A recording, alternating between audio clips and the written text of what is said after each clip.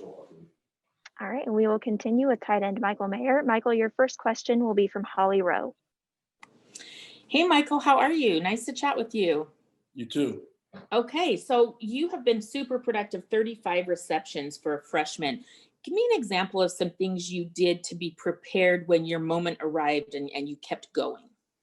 Yeah, I think in terms of my production, the offensive staff has done a great job of putting plays together that make me successful. I think Ian has done a very good job of giving me the ball.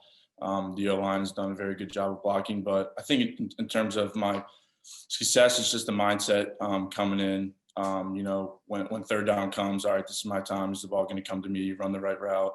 How many steps am I going to take? That type of thing. But overall, it's a team effort, and everyone, including Ian and the O-line and everybody else, has done a very good job. We'll go next to Pete Sampson.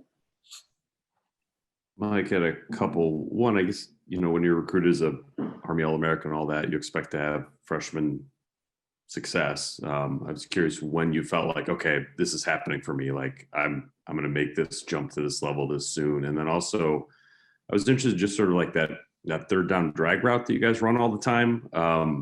If you're surprised that it took teams that long to sort of figure out that was something that you like to take advantage of. Yeah, I don't think there was just a certain time in my career here that I was kind of just like, okay, wow, this is real. I think it was more of a come here and just work and put my head down, and whatever happens, happens. And in terms of the second question, yeah, I mean, that's been a very successful route all year long. It's something we've repped a ton of times. And if it's going to keep working, we might as well keep running it. We'll go next to Patrick Engel. Michael, what do you think has gone into yours and Ian's pretty clear rapport and chemistry and production on third down, where I think he's looked your way on third down more than any other receiver? I think it's just him trusting me. We've repped a ton of routes, ton of catches in practice, and it's just the trust that the quarterback has in me to get the first down and run the right route and run the right amount of steps and things like that. So it's just the big time trust he has in me. We'll go next to John Finneran. Michael, I wonder if you could talk to a little bit about the Alabama defense, what you see as the strength and their secondary. And the other question I have is, when you came here, was there a particular player or coach who kind of took you under his wing to kind of make things a little easier for you in the transition? Yeah, in terms of the Alabama defense, they're obviously a very, very well-rounded defense. They have quick linebackers, they have a quick secondary, and they're very aggressive, and they get a lot of takeaways. I think it's just going to be about running the right routes, Ian trusting us, and also protecting the ball. We can't give away any fumbles in a big game like this. And what was your second question again? About if any particular players or coaches kind of took you under their wing to help you get it acclimated once you got here. Yeah, obviously coming in as a freshman, you got a lot of things to learn, a big playbook to learn and things like that. But I think in terms of someone taking me under my wing, I think Coach McNulty has done a very good job of teaching me many things in the game of football. He's been around the game of football a very long time. He's helped me with the playbook. He's helped me with, just more of like a knowing football type thing. And he's definitely helped me. He's believed in me since day one.